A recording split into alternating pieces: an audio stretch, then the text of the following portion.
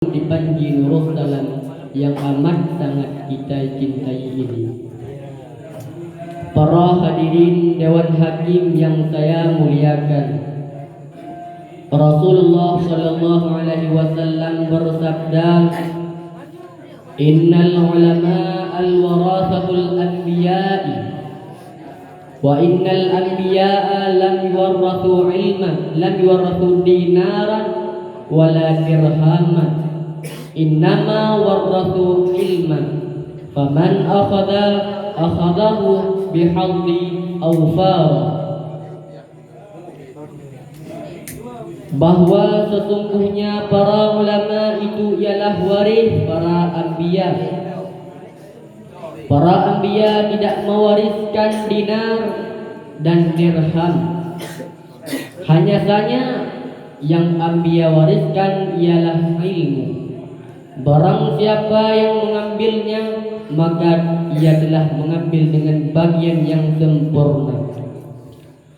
Ulama merupakan waris para nabi, orang yang meneruskan perbuatan nabi, yaitu menunjukkan kepada umat kepada jalan yang benar, kepada jalan yang diridhai oleh Allah Subhanahu wa taala.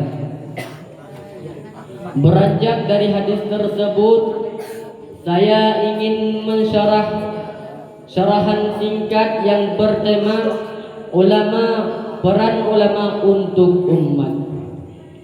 Membicarakan ulama, khususnya ulama di Aceh, sama dengan kita membicarakan masyarakat elit di suatu tempat. Memperhatikan pada sejarah kehidupan ulama di Aceh, mereka selalu tampil sebagai manusia yang sempurna, sebagai manusia yang kreatif, yang tidak pernah kehilangan ide dalam berjuang untuk meningkatkan kualitas hidup umat. Mulai dari mengajarkan agama kepada umat tanpa suatu tuntutan jumlah bayaran. Bahkan mereka sendiri yang membiayai fasilitas untuk belajar muridnya. Berbeda dengan para elit lainnya, ulama relatif lebih kuat mendapatkan kepercayaan dari masyarakat.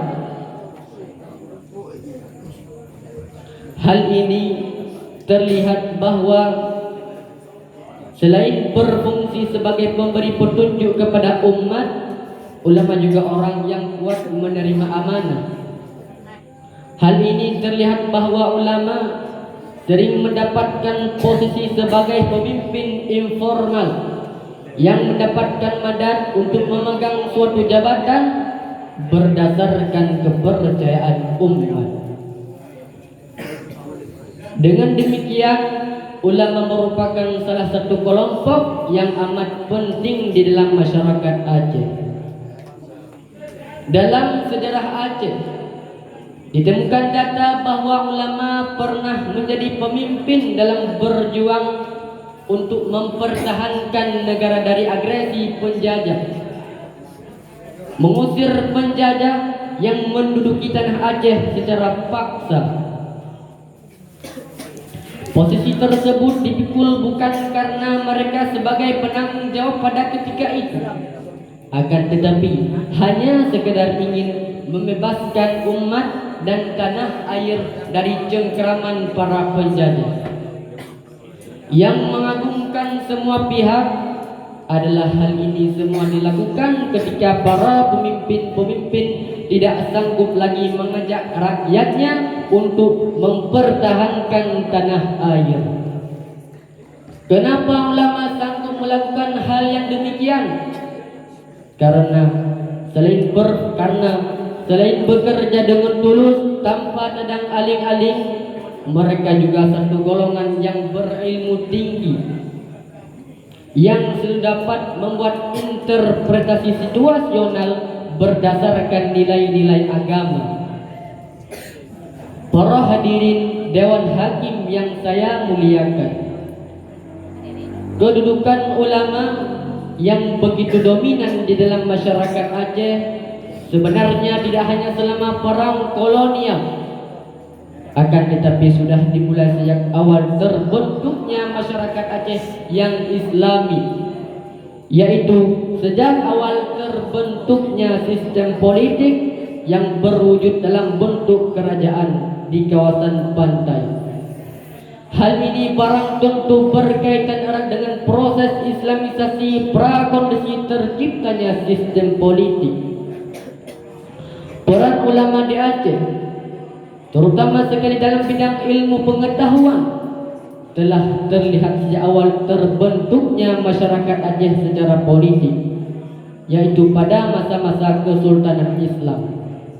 Contoh konkret tentang hal ini ialah pada masa Malik Al-Lahir di Kerajaan Pasai.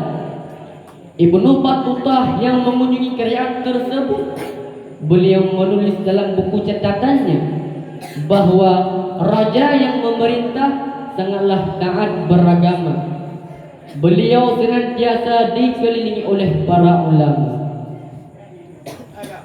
Ulama di Aceh nampaknya tetap menjadi suatu golongan yang dihormati oleh masyarakat, melebihi penghormatan terhadap masyarakat lainnya.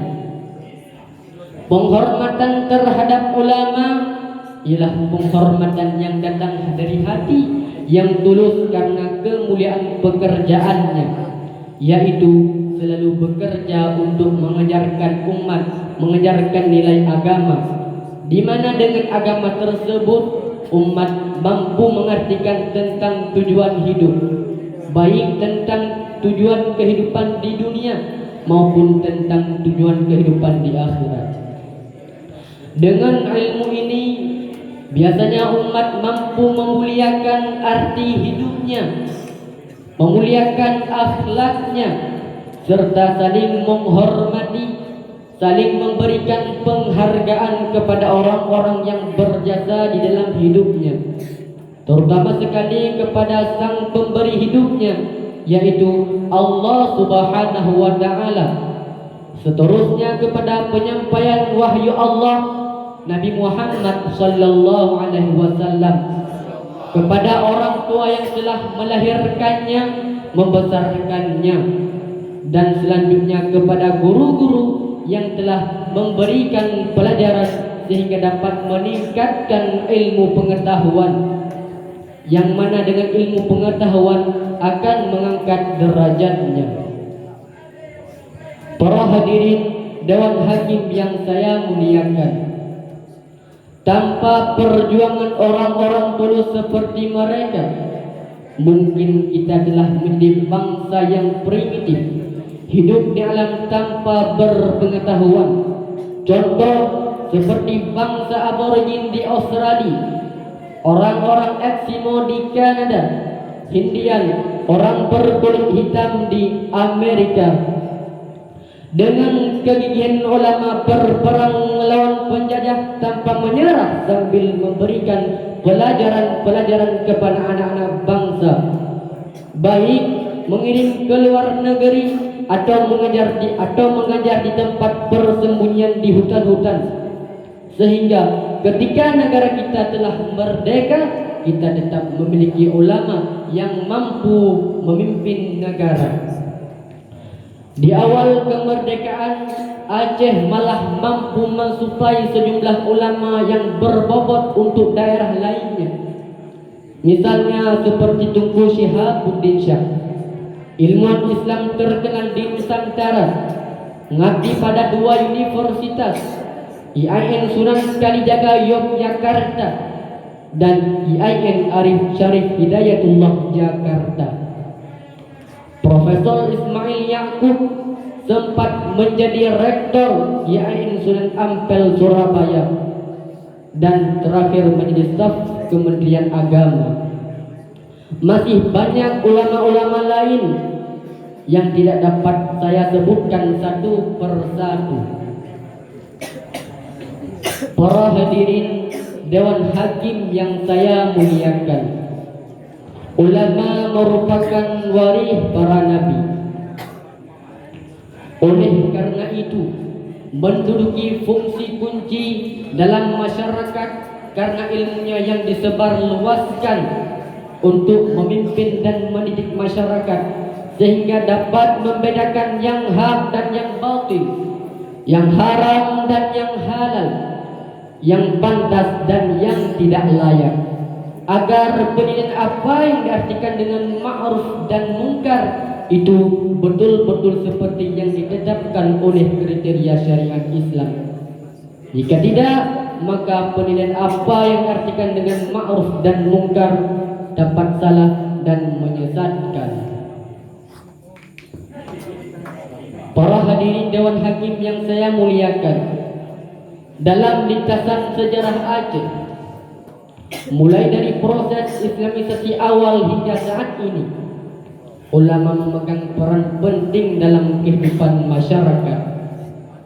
Pada awal masuknya Islam ke Aceh juga Nusantara, sebagai daerah-daerah sentral agama adalah di wilayah pesisir. Di Aceh misalnya, di Pasai, Perlak dan Banda Aceh, mulai dari kerajaan Pasai hingga kerajaan Aceh Darussalam, selalu ada seorang ulama besar yang mendampingi sultan. Pada masa tersebut, hubungan antara masyarakat dan ulama belumlah bersifat vertikal struktural. Posisi kepemimpinan terhadap rakyat tidak dimainkan secara dominan oleh para ulama. Kepemimpinan yang dominan pada masa tersebut ialah berada di tengah sultan atau ulama.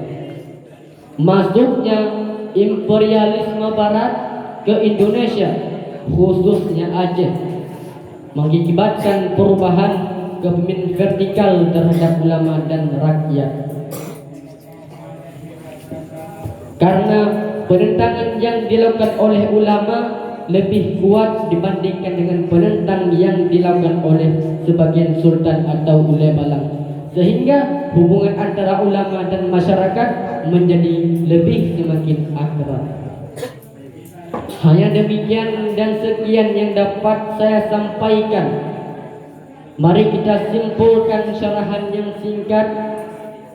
Ulama merupakan orang yang berjuang dalam meningkatkan ilmu umat.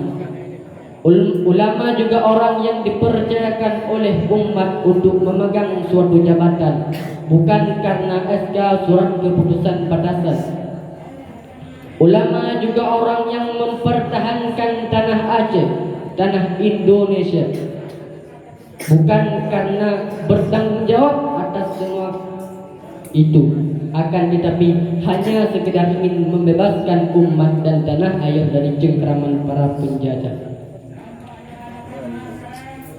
Kepemimpinan ulama lebih dominan sejak awal masuknya Islam ke Nusantara, yaitu pada masa-masa kesultanan Islam.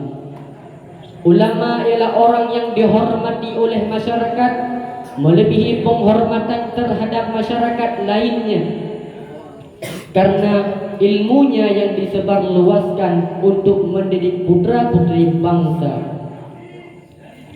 Ulama pewaris Nabi yang akan menunjukkan jalan kebenaran, sehingga umat dapat membedakan yang hak dan yang batil, yang halal dan yang haram, yang pantas dan yang tidak layak. Ulama juga orang yang mengusir imperialisme barat ke Indonesia. Hanya sekian dan demikian yang dapat saya sampaikan. Saya akhiri dengan wabillahi taufik wal hidayah. Assalamualaikum warahmatullahi wabarakatuh.